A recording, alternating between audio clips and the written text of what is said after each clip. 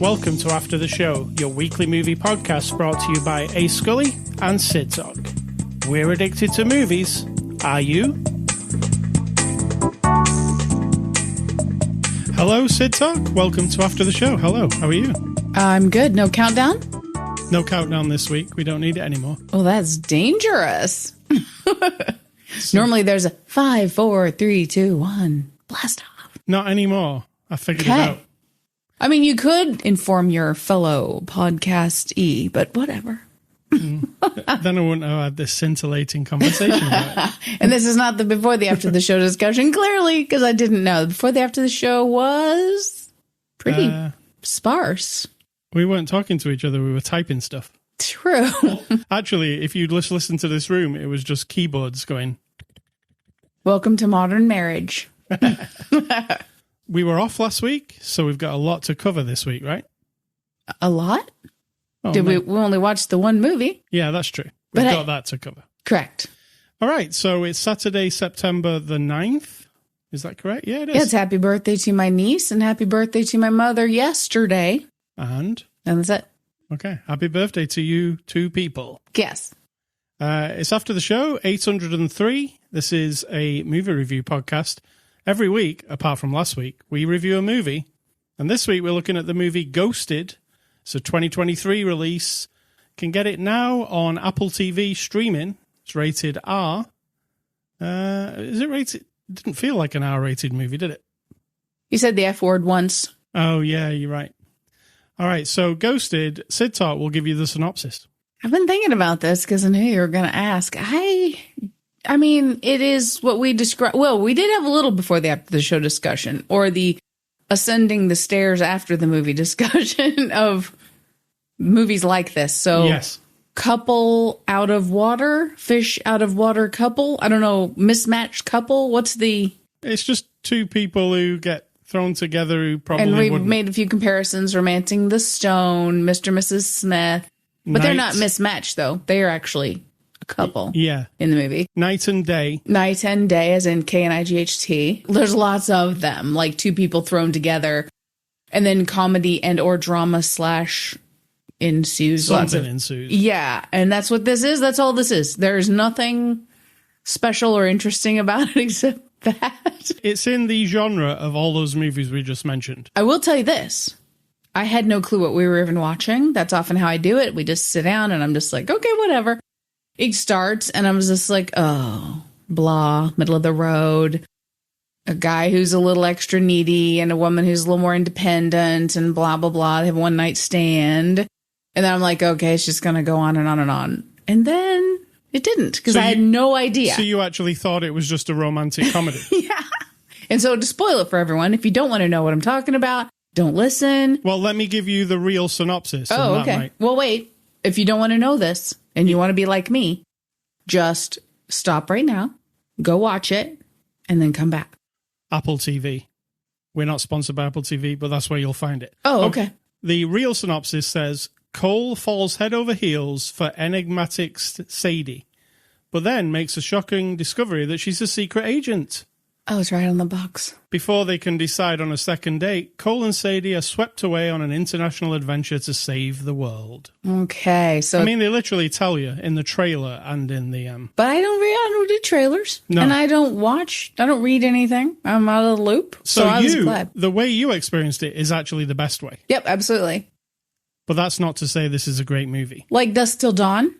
Again, Yes. I'm not going to spoil it for anyone, but I had no idea what it was about or what it was. This is many years ago. I'm just sitting there watching it with my friend. Something happened and we looked at each other. We're like, what the hell is this? What the hell is this movie?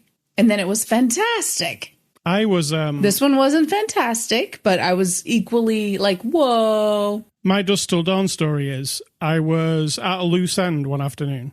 At a loose end? Yeah, like there was nothing going on. I was in Manchester and I looked up at the theatre and it said From Dusk Till Dawn. I didn't even know what it was, but I've heard of I'd watched Quentin Tarantino movie. So I just went and watched it on my own, having no idea what it was. Right. And came out like mind blown, like completely mind blown. Let's just go back to the at a loose end. I don't know if you know, but a lot of people say I'm at loose ends when Something desperate has happened and they don't know what to do. It wasn't that. I just didn't have anything to do. I was like, whoa, you were something desperately dramatic was happening in your life and you're just like, fuck it, I'm going to watch a movie. I can't handle it anymore. No, you're just like wandering around. It was more like it was my afternoon off. What am I gonna do? Yeah. I'm at my wit's end. Well, that's a good story. Then I think you did make other people go watch it with you again, if I'm not mistaken. Or that was Pulp Fiction. Pulp Fiction. You heavily suggested. I went to see Pulp Fiction with one friend, and then I was so mind blown by it. I took several friends over the course of a few weeks. People who wouldn't be going to see it. I'm like, no, we got to go and see it. Did you have to pay for their tickets to make them go? No. I wouldn't have took them if that was the case. So see, now we're talking about other movies. No, let's get on to this. Right. What I'm saying is this movie might be forgettable. I'm just putting that out there. Well, I'm going to start there. As I said just after the synopsis, that doesn't make it a good movie. Correct. I don't think this is a good movie. I think it's a really, really middle-of-the-road movie. My problem with it is it doesn't commit to either side of what it's trying to be. Listen to you. You're reading my mind. So, on one hand, it's a romantic thing. On another hand, it's a comedy that's not actually that funny. And on the third hand, it gets serious in some points. 3 hands. Yeah, 3 hands. It's like the three-handed man. And those 3 hands are not balanced well. I agree. So, like, when it comes to the third act, where there's a big James Bondish action sequence, they remove the humor at that point. It's apart from when Ryan Reynolds appears for like 5 seconds. Yeah, that was so weird. And you're like, what the fuck is this? Like, what the heck was going on? So that's why it feels all over the place, I think. I agree. I was having a hard time with that all the time. I was like, I wish that they did this. The opening part that you were oblivious to, which made it feel like a romantic comedy. Mm-hmm. And then the moment where it turns into an action movie. I wasn't oblivious. I was ambivalent. Right. But the moment it turned into an action movie, that moment there, I wish they'd have gone hard, full-on action and forgot about comedy. Because I think it would have worked better that way. Yeah, because they tried throughout, and I agree with you 100%, and that is very unusual. But the balance of quirky, funny relationship with lots of one-liners and like the human interest, like relationship comments and insecurities, all that stuff all mixed in with the humor. And then we literally have people shooting, stabbing, killing people, explosions. And I will say this, and I'm not even this person, some really good stunts. Yeah. Some really good action pieces with Jeeps blowing up in the air in slow motion. In parts. A bit, but I mean, the parts where like the Jeep flew up in the air and the 2 guys are like going and they do it in slow motion and then they fall down the cliff and stuff. I mean, those were some really good. But I'm with you. It should take a turn, like be really cutesy and weird, kind and then of be like really serious. Yeah, or like Cabin in the Woods, where you start with this like stupid horror movie and everybody's probably gonna die, to like, whoa, we are swerving a completely different direction. Because this movie thinks it's really clever when it does its swerve. Then it resorts back to one-liners. They're in like the major peril that they're in, and he's cracking jokes. Agree. Which I'm like, would you be cracking jokes when there's 5 people with machine guns stood in front of you? And you've just killed a bunch of people? Yes. Yeah. There's no like remorse or anything. It's just, I don't know. It felt I don't know that remorse is what we're looking for, but like take the tone and dip it with the rest. However, there's a history of these movies, like big disaster movies where there's the couple who are thrown together by disaster, and then by the end I'm thinking of the movie, I think it was Volcano, where they're standing on the rubble of a city where millions of people have died, 1 foot up on a lump and kissing or smiling and chuckling to themselves like, ha ha ha. You know what I mean? Yeah. That sort of like, oh, forget all the trauma and the destruction. And not even in a good way. Not even like in a really like impactful way. But just sort of, and I'm going to use it, meh, you know? Yeah, and the mission that they're on. I know. My lame. God. It's really lame. It's like a discount James Bond mission. Like the mission that James Bond wouldn't do and he'd send somebody else to do it. Yeah. That made it like, oh, it's just a shitty, there's a suitcase with something in it. the peril mission? of saving the world, but not really hardcore description of this biological weapon that we're trying to retrieve. And I have to say that it's similar to like Mission Impossible, where the list of all the agents is going to get out there. That's also a lame mission to me, and that's been used lots of times. But I didn't feel like anyone was ever really in peril, other than all the henchmen, because they all die, and all the other agents, because they all seem to all die. So she works for the CIA. Did we mention that? She's a CIA agent. He's oblivious. So the way the relationship starts out, one night stand, and we've established through his family that he's a bit needy and guarded. Very, no, not guarded at all. Not guarded. He's open. Like he won't travel is one of the things. Oh, yeah. But you know what? That disappeared at some point. They didn't follow up on that much. And she is, she just wants to meet a nice, I don't know. We don't really establish what she is in the beginning. Well, we establish at the beginning when she's driving in the car with the really boring sequence that you said, oh, how many movies are going to open like this? There's a car driving down a road. It's a helicopter shot, blah, blah, blah. She's talking to her psychiatrist on the phone. And she's obviously grieving something. She talks about someone dying. Yeah. So, but then that kind of falls blah. I mean, all of it sort of falls apart. And then she meets up with him for a one night stand. And then he becomes very, very needy, as we are introduced to him as. He texts her too many times. This is another thing. I have a complaint about the name of the movie. Ghosted. Right, because the idea is in the first half an hour, he gets desperate for her, because there's a one-night stand. He starts texting her, like obsessively. She's not replying to him. He then decides to track his inhaler, which is in her bag, because he puts a tracker on everything. He uses an Apple tracker, by the way. She's in London. And so he decides to fly to London. Creepy and weird and stalking. His family tell him to. All the things about stalking and weirdness, that's it. Yeah.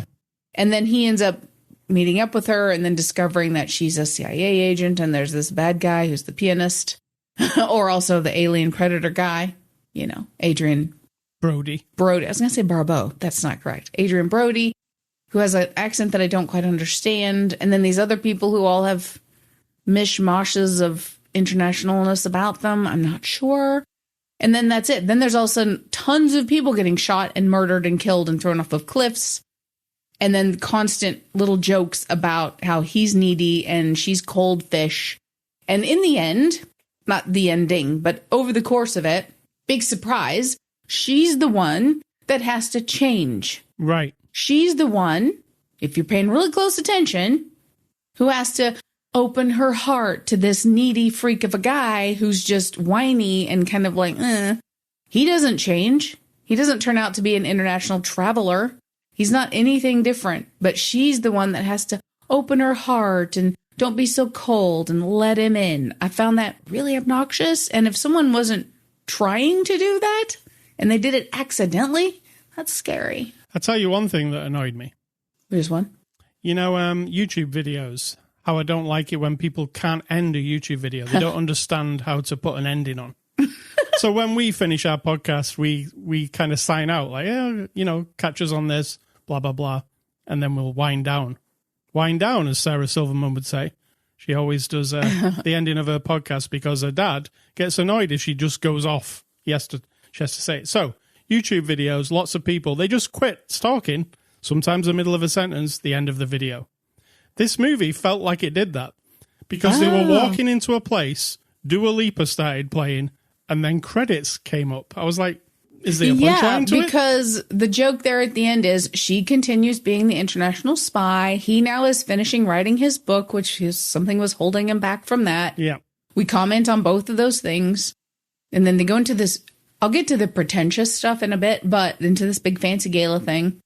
And then you're right, that's the end. Like they're on date night. They even say it's date night. Says like but produced by. They didn't lead up. There was no foreshadowing of like, hey, we're going to need to arrange date night and we're going to have to leave our jobs to the side. None of that.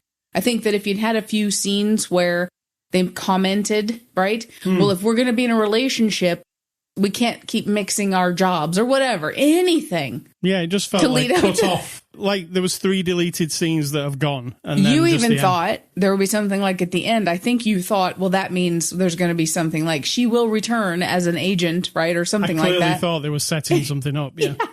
But they're not. No. How average it is and how kind of boring it is. It is a little bit. But then it's also, I'm going to say this. I actually had a really good time. I did. I'm learning sometimes. to accept that when I'm bored with the movie that I'm watching, that I make a very intentional effort to be like, well, what is funny though here? Because that is pretty funny and that looks good. There were lots of scenes that looked gorgeous, really good special effects sometimes, not always. Really good scene, like sets and locations, and I like the people in it. I didn't mind anyone except Brody was a bit weird. I don't know why to me, but he was just twirling his mustache, wasn't he? Yeah, and it was just, that was sort of odd, but I made an actual concerted effort to be like, okay, I'm in it now. A lot of people made the effort to make this movie, and I'm not going to stop it. We're not going to stop. We're going to watch it and talk about it. So then I'm able to find, it's like forcing myself to find it. But then I did. I let it go, and I was like, I mean, they are pretty fun, and I'm interested to see how it goes. Like, I know what the end is going to be like, right? But yeah, I just want to see. There was no surprise, was there? Maybe that's what I was anticipating, a surprise of some kind that never happened. You know, the surprise, you've already had the surprise at the beginning. That's it. That's your surprise. They blew the wad there at the beginning. For me, it's fancy looking with everything's fancy about it, but then it's hollow. Like it's like a chocolate without any center. A hollow. Ooh, nice. And that's how I felt. And as it was winding down and there was the big set piece at the end, I was like, this is like a discount James Bond movie. And it also reminds me of something else, but I can't put Could we say it's like empty calories? It absolutely is. Okay. Yeah. In 3 weeks' time, you won't remember what happened. No, and that kind of leads me to what I was saying before. I have this thing about pretentiousness now that I have to mention. And this is full of it. Oh, my God. Yeah. Like the lady from Australian MasterChef. Oh, wow. Oh, wow. I just thought that all the time. Like, from the beginning with the farmer's market and the pretentious as fuck presentation of farmer's market people. Yep. So obnoxious. Also, Bob's Burgers reference there, just so you know. And I'll mention a couple more later on. And then we move on to like just the pretentious weirdness that we're presenting our bad guys as. I mean, the pretentiousness is that someone sat down and wrote it and then directed Mr. Brody how to perform it, and the thugs and everyone else. Let me just say, there are 6 writers on this movie. Oh, that might explain it. That does explain it. Okay. Yeah. So then, so pretentiousness we've established. Also Bob's Burgers references, and I swear to you, either someone who wrote this, one of those 6 people, or the director, or the art director, or someone loves Bob's Burgers as much as me, because they're in a restaurant that spins around. Yep. So if you're a Bob's Burgers fan, you know which one I'm talking about. And even Louise tries to bribe the waiter to make it spin faster, and that happens. And then there is a scene in the same spinning restaurant where someone has to jump onto this spinning floor, and there's tables, these round tables everywhere, and they're kind of ping-ponging around like in a, what's the game where you... Pong? No, it's a table, it's this, Air hockey? Flippy things that you do, they flip, and... Oh, foosball. No! I'm going through all the table games. No, it's like it's one person, and you're standing there, and it might have like graphics of like James Bond or pinball machine. Yes. Okay. So the person jumps on to this spinning floor and bing, bing, bings around like a pinball ball from different round things, and then kind of spins out to the side. That happened in Bob's Burgers. I'm not even kidding. Those things I enjoyed because I'm like, come on, am I just seeing this because I want to, or is it real? I would also give this an extra point for the Exorcist stairs. Okay. Got an Exorcist comment? Before they even mentioned the word The Exorcist in this movie, I said to you, Exorcist stairs, because I'm so tuned into The Exorcist. Yeah, a little super nerdy in that voice you use. But yeah, you're right, you did. I'm so tuned in. There literally was an establishing shot of the stairs. I was like, they're The Exorcist stairs. And see, they talk about how he likes to watch movies and she doesn't have time or nothing scares her. They never revisit that, except the one time when the lie detector's on her finger and she says, I'm not afraid of anything. And they're like, oh, that's a lie. But they don't trickle that. She makes one joke about being scared of that movie with the little girl in it. Yeah. And there's no more, well, just the idea that you've introduced this part of her character. She claims that she's not afraid of anything, that she's, brave, which she seems to be. But then we don't ever really, we don't round it out and give it some of those nice, juicy calories. Because there's 6 writers. One guy wrote that bit, and then the other people ignored it. They're like, leave it in, but don't ever say anything else about it. Yeah. There's also, annoyingly, for me, the sequence in the middle of the movie where hitmen come after them, and the hitman rapidly die, like, within a minute of each other. Mm-hmm. Oh, I see what you're saying. Yep. Yeah. You didn't describe it as done. So one hitman comes up and they're all like swaggy and stuff, like it's a super famous person. Yeah. I mean, they're super famous. They're playing. It's Anthony Mackie, the first one. He's like, I'm the best they're not hitmen. They're bounty hunters. So I'm the best bounty hunter. And then boom, someone comes along and kills him. And it's another super famous person who says, I'm the best bounty hunter. And then boom, that person dies. And the next famous person shows up. So it's like 4 in a series. So I'm like, well, that's funny, but it's already been done. And the movie it's already been done in, which I immediately knew, was Machete Kills. Or Machete Kills. Machete. And Lady Gaga was one of the bounty hunters in that. And there was also 2 other famous people. And they did the exact same gag, so that was basically a rip-off. True. And didn't we notice that this movie was a lot of rip-offs of other things? Yeah, like I was just saying. Yeah. Yeah. Just like... While you can say, well, you can't have many original things when it comes to a couple, mismatched couple, a fish out of water, drama and comedy combined. I mean, that's a formula, right? So it's going to be hard to be original. Fair enough. However, you have to balance that, tip the balance of that, where you've got the skeleton of the romantic comedy mixed with drama, mixed with adventure. Like the skeleton is there and the people and the players are all sort of like expected, mm-hmm. And then add more newness. Yeah. Quality, high caloric goodness, and still see that the skeleton is there holding it all together. Listen to this. It's a really good analogy.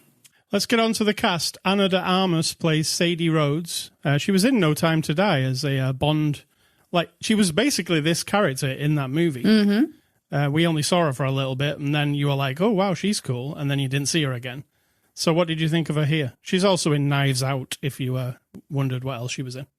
No, I liked her. I mean, I'm kind of neutral on everyone, to be very, very honest, but she was fine. Sometimes, because she's quite small and low weight. You're going to say something that's going to sound sexist, but it isn't. Let me preface it. It's not sexist. But she goes up against men who are like 6'5" and like kicks them, and they go flying like through the air. I'm like, I don't know about that. It's a tough one. Yeah, I don't disagree with that. Chris Evans, Captain America, plays Cole Turner. I'll be honest. When it started, I'm like, who is this guy? I mean, I knew him. I couldn't remember what he was. Oh, well, I know he was okay. I don't know. It was too much of a combination of him trying not to be Captain America. He was trying really hard trying not to be cool. Because his character's not supposed to be cool, but coming off cool sometimes. Because guess what he is? He's a very trendy farmer. Yeah. Who grows microgreens. And I'm just like, oh, God. Yeah. We've got Amy Sedaris from Star Wars, Mandalorian. For like 1 minute. As Mom. Tate Donovan as Dad. Adrian Brody as the bad guy, Levique. It's Bargain Basement, James Bond, baddie. It really is. Sorry, Adrian, but it is what it is. Yeah. If he'd have played that same character in a James Bond movie, would it have worked? Yes. It probably would, but then you would be like, well, it's just because all James Bond baddies are weird. Well, it's not that he's weird. I mean, the guy with the chair and the ball under the chair was over the top as well. Or like No Country for Old Men, same guy, like over the top. But the thing is, the rest of the story, the rest of the action, the rest of the vibe of the whole movie is at the same level. And so you can buy into it, right? When this guy's that, and then you've got, like you said, what's his name? Ryan Reynolds. Acting like I don't even know. Like he was in a different movie. I don't even know what the joke was there. I mean, he was one of the jokes, I guess. We're making fun of her for having lots of relationships. Again, a bit misogynistic. Like shallow relationships. Yeah, that where she dumps them because she's moving on with her career or whatever. Yeah. So we're trying to flip the script, I guess. But then he pops in as a 100% Saturday Night Live character. In the middle of like the biggest action sequence in the movie. Yeah. And it was kind of sad. Yeah, I was like, well, that was out of place. Weird. Dexter Fletcher is the director. He's actually a British actor from Lock, Stock and Two Smoking Barrels. He's been in lots of different British stuff. He directed the movie Rocket Man, the Elton John biopic, Eddie the Eagle, and this is another movie he's directing. I'm not a fan from this. It doesn't make me a fan of him because the directing wasn't. I mean, some of the stunt sequences were good, but it's hard. It's hard to describe. So bland. It's hard to. It's bland, and then it has really good individual little bits and visual bits and actual few little scenes that are kind of fun and interesting, and then it just falls apart or nothing. It sort of just skates along until the next decent moment, I guess. IMDb reviews. There are 31 one-star reviews. Okay. What are there normally? One movie we watched a couple of weeks ago, there was only 3. Okay. So this is highish. Okay. So let's based on nothing scientific whatsoever. Yeah. Let's read what the first guy says. He says, "There's no need for this film. The only way it got publicity was because of its famous cast. And I watched it to watch Ryan Reynolds because I'm a big fan. He's only in it for 5 seconds.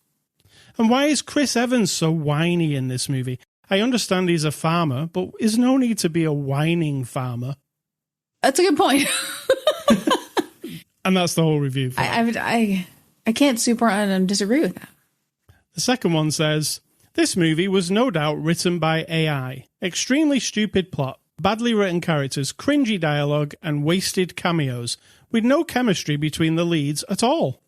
We get a glimpse of how Ana de Armas would turn out as a James Bond female edition, and sure, she's hell of likable. Captain America is very good looking, well groomed, reasonably fit." Well groomed. I like reasonably fit, like he's not fully fit. Oh, right. "And stylish guy who is extremely needy. Seriously, what the hell? Why would a guy like this be such a loser? The dialogues are very boring and cringy. Definitely no point in watching this movie. Save your time and skip it." I don't know about no point in watching it, and I don't think it doesn't need to exist. I'm not of that camp. But if you just want to, like, drink a few glasses of wine or have an edible, whatever you do to, like,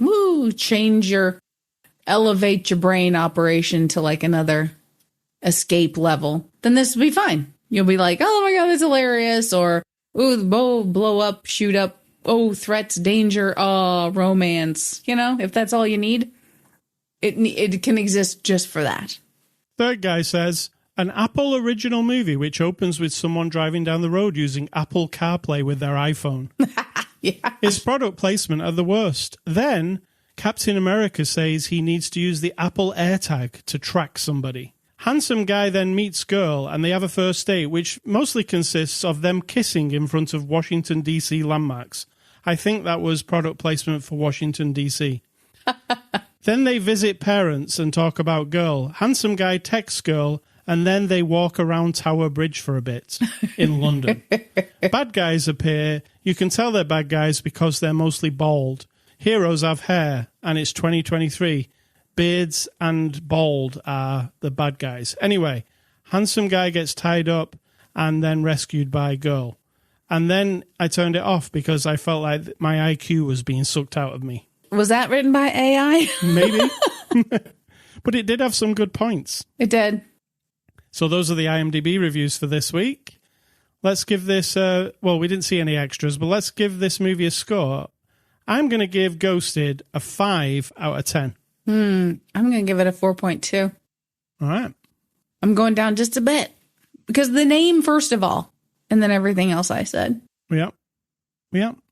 The poster, I don't like the poster. I'm looking at the poster now. You're going to drop your score? Yeah. Well, I only gave it 1 extra for the Exorcist steps. Okay. You know? Got it. Because they run up the steps. It's a plot point, but it's lame. also. Next week, we're going to look at the movie Indiana Jones and the Dial of Destiny, one of this year's big movies. Okay. Another Indiana Jones movie. I'm excited. Movie recommendations, I'm going to give you Mr. and Mrs. Smith, my favorite this genre type of movie.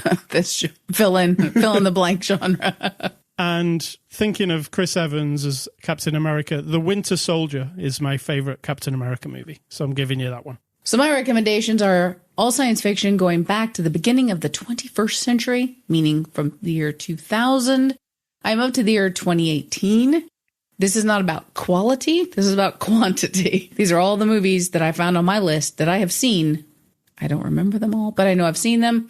And we're going to start with Overlord of 2018. Fantastic. Don't remember it. It was the Nazi zombies, basically. Oh, you're right. Yeah. Okay. It was awesome.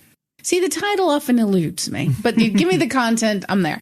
Then we have Pacific Rim, Uprising. Yeah, that's the sequel to Pacific Rim. It's not as good, but it was still fun. I do like Pacific Rim world that they're in, for sure. And then I have Rampage of 2018. That's The Rock and monsters. Well, giant animals. Yeah. Like a giant gorilla and a wolf and a flooded earthquake city. Is that what happened? It was based on the video game Rampage. Wasn't it that... Wait, I think you're mixing that other one up with it. I am. I'm mixing the one where California, like... San Andreas. So I'm combining San Andreas and Rampage. Yeah. I mean, they're pretty much the same thing. But think about it. You're in a flood... an earthquake-ravaged, flooded city, and there's a giant gorilla. I mean, come on. And then there was another one with The Rock in like a high-rise building. Yeah. High-rise or something. Like it was with his family and the that woman. Was pretty much the same thing. The woman from Sin City. Mm-hmm. Yep. Okay, my next one is The Purge from 2018. Yes, So that's the show, right? Because the Purge movie would have been way before that. The show was really good. It was good. Had its moments, but it was good. And then 2018 also The Titan. I don't know what that is. I'm not sure either. I've seen it. I feel like it's a Netflix movie that you watch. It might be. What I do around Halloween time is I pick a bunch of movies that are science fiction and or zombie horror related. But The Titan doesn't sound like horror or whatever. But I'm recommending it just because I've seen it. So again, I'm supporting my theory that I don't have to like or even remember a movie to recommend that you watch it. Because then you watch it and you make up your own mind. I know someone who thinks that this is one of those things that really irritates me about a modern feature of life. Some people try so hard for this efficiency thing that they have to assess what their entertainment's going to bring them because they want it to be an efficient use of their time. Oh, God. I know. My God. I understand efficiency. I'm a 55, almost 56-year-old woman. I've lived in the world. I get it. However, if you're gonna like efficiency out all movies because you may not like it, just don't ever plan on ever watching a movie again, right? Exactly. I'm not into that. All right, I'm inefficient. Yeah, I mean, when you sit down to watch a movie, it's just for fun. You don't need to like block your time off or something. Exactly. Just watch the movie, have fun, forget about everything, watch it. Hey, Scully stuff. I've been playing a little game called Starfield this week, Sid. Little game, yeah. Bethesda Studio and Microsoft's eagerly awaited game. They've been working on it for years and years and years. They're the people who made Skyrim, Fallout, and Morrowind. And it's an open world game, but it's actually open space game. You get to fly around the galaxy in your own ship and visit different planets and interact with the people on the planets and interact with the planets themselves. Now, they did, when they announced this game, they had some lofty goals. They were like, you can go to every single planet, you can explore everything. It's a dream come true. After playing it for a week, I would not say it's exactly what they said it was, but it is really fun. And who told you that was going to happen? Yeah. That would be me. The bit that is a problem for me, which I wish wasn't, is when you're in your ship, you can't, there's a planet in front of you, right? So you can't just look at the planet, fly towards it, land on the planet. The way you land on the planet is you just basically bring up a menu, select the planet, and then it automatically, you've landed on it. So there's no interaction between you in the ship and it doesn't feel like you're exploring. It feels like you're choosing something from a menu and then you're there. Got it. So the space travel part, which I was excited for, it really isn't space travel. It's just choosing, I want to go to Earth, land, and then I'm on Earth. There's no waiting. There's no flying. Basically, whenever you're in your ship, the only reason to be in your ship is there are some dogfights that you can take. You can, if there's a ship in front of you and it's acting like bad, it's a pirates, you can shoot them. But you don't feel like you're traveling anywhere. You just feel like you're selecting off menus. Now, I did visit some of the planets that were barren planets just to see what's there. And what's there is nothing. You just land on the planet by selecting it on the menu. You look around. There's nothing there. There might be some iron deposits that you can mine and take back with you. But there's literally nothing. Sometimes there's like an animal of some kind. Yeah, space is very lonely, right? In space, no one can hear you scream, that kind of thing. You're a product of entertainment. We don't know. We don't know how lonely space really is. And it does give you that space. And you can do lots of different things in the game, and that's what I really like about it. I kind of make my own fun in these kind of games. So I landed on one planet, didn't know what was there. It was like a cowboy planet. It seemed like the Wild West. Everybody is wearing kind of space cowboy gear, and I joined the Rangers there, which was I had to do a exam, learn about the city, and then I finally got into the Rangers. And then I did this series of quests that took 10 hours.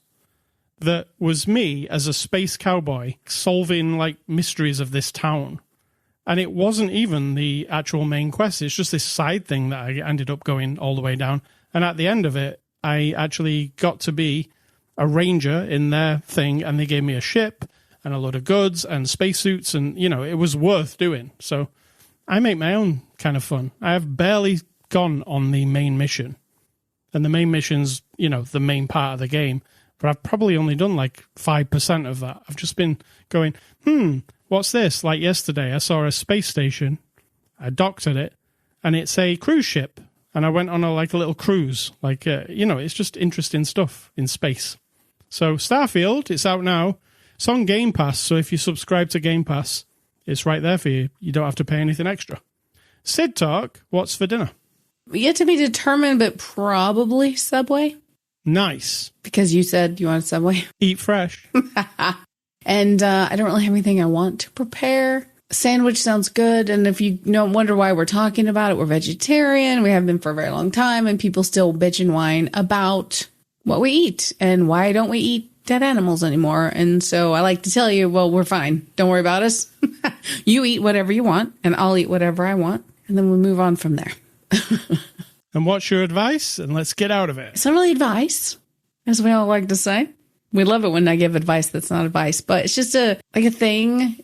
You know me, I'm irritated by people and their process manufactured ideologies and morality that they've based on something, but then picked and choose, they're a la carte menu of what I actually want to follow from my religion or my philosophy or my lack of religion or lack of philosophy. But, well, someone else invented this big idea, but I'm only going to pick 3 of the things to follow. The other 7 things, I'm not really into, but I'm going to claim I'm that thing, right? Right. People know what I'm saying. And it's just this throwing the word morality around like it's an immoral choice, and this is immoral, and this political party is immoral or amoral. I just think as humans, and this is definitely going to irritate some people, but if you want to listen to my whole, what I think or believe or don't believe, you have to listen to every single podcast and put them all together. But humans, right? We invented bases and foundations of morality of sort, Don't be a jerk to each other. You can't just constantly destroy everything around you and expect everything around you then to be able to grow and to be productive and make sure that you keep planting your seed and going on forever, right? We've got sort of this thing where we've written it down and we've all got societies and cultures where we've made it all a thing. Well, we invented all that and came to those conclusions as an agreement with each other that if you're going to go outside the boundaries of what can actually keep moving us all forward and keeping us healthy and safe and all that, if you're going to move outside that, There will be consequences because you're not helping the whole of everybody. And I'm not saying what is it called? The sum is greater than the independent parts or whatever. I'm just saying that's kind of an agreement. Our morality foundation is that. Like, hey, this is all we've got, right? This world we live on, this is it. It's not infinite. We will be here probably forever and ever until it all disintegrates or whatever's going to happen. So we have to make some sort of rules to keep us from, I don't know, like the whole thing of morality, quote unquote. But I do know that it's not meant for us now in our little 21st century with our memes and our social media and our bullshit ideologies to measure each other by. So that if you vote for a political party that your friend doesn't like, that they can now measure your morality by that. The morality that they have themselves manufactured from a bazillion other interpretations of other moralities or bricks that build the foundations of other things that are more moral than the voting that you did. Or whatever. If you support someone you love for being who they are, and then someone else decides that who they are is immoral, then now you are immoral.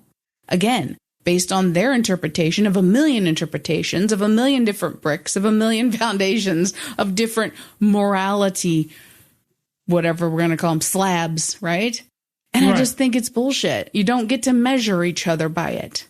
Maybe help each other come to the same conclusion that we're all on the verge of starving to death if we don't all eat at a random interval of some, if you don't eat in 30 to 60 days, you're dead, right? That's all humans and most living things. Let's agree that goal is to keep that from happening. Or that, hey, we know we can kind of solve some diseases that we're getting. Let's all kind of work together for that. We have limited resources. Let's figure out how to utilize them and find others to keep us all going and productive and making the food and making the cures and making progress. Instead of deciding that some stupid fucking meme about how you support your daughter or your son or your person of gender fluidity exists and you love them, and then your neighbor or your friend says, oh, well, my morality tells me you're a bad person. I mean, doesn't that sound stupid? Like, it sounds like I'm watching a play of humanity that I'm just like, does anyone else notice how whack this is? Whack. I'm very from the 90s now. That's the 80s, isn't it? Whack. It might be. Mm. That's it. That's not anything. I'm not telling you what to do because I don't care what you do, except that if you're a jerk, then you're a jerk. And that's the foundation of my morality. What else is whack is ascully.com. This podcast, which you can find on Spotify, iTunes, Amazon, and YouTube. You can also find us on Instagram, Facebook, Twitter. I'm A Scully, she's Sid Talk. You can go to email, ascully@ascully.com, the old electronic mail, and send me an electronic mail. Don't send Sid Talk an electronic mail. She doesn't use it. It's old technology to her. Yeah, I'm over it. Yeah. And stay classy. Ghosted. Fair enough. And I'm going to say, think for yourself. Because if you're not doing it, I guarantee you someone is happy to do it for you.